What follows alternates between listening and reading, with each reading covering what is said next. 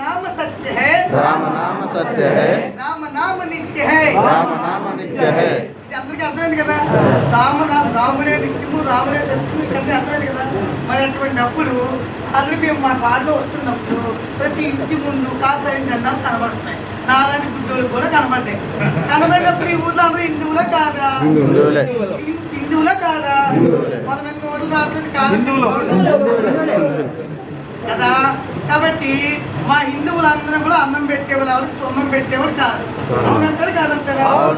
మరి అట్లాంటప్పుడు మేము అన్నం పెట్టేవాళ్ళం కాబట్టి మా దగ్గరికి వచ్చి మీరు దమాయిస్తే, అంత దమ్ము ఉంటే, అంత కలేజా ఉంటే, నువ్వు మగాడు అయితే నువ్వు నిజంగా మా రాముల వారి యొక్క హిందీలో మేము వేసిన ఎంగిలి మెతుకులు తిన్నటువంటి నువ్వు ఎండోమెంట్ శాఖ, దేవ ఆదాయ శాఖ అని చెప్పుకున్నటువంటి దిక్మాల్ శాఖ పేరు చెప్పుకుని తింటున్నావు కదా.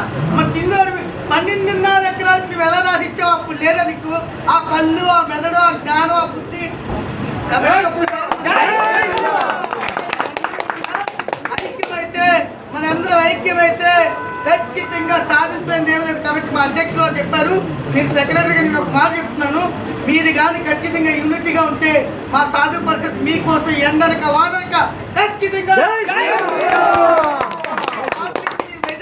ఖచ్చితంగా మేము ఇచ్చిన వాటికి నిలబెడతాం. కానీ మీరు కూడా మీ లోపల ఏదైతే కొన్ని గొర్రెలు ఉంటాయో ఆ గొర్రెల్ని గోవులుగా మార్చి మరి యుద్ధానికి వెళ్దాం.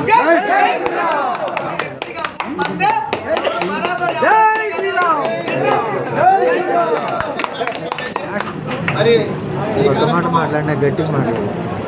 పాయింట్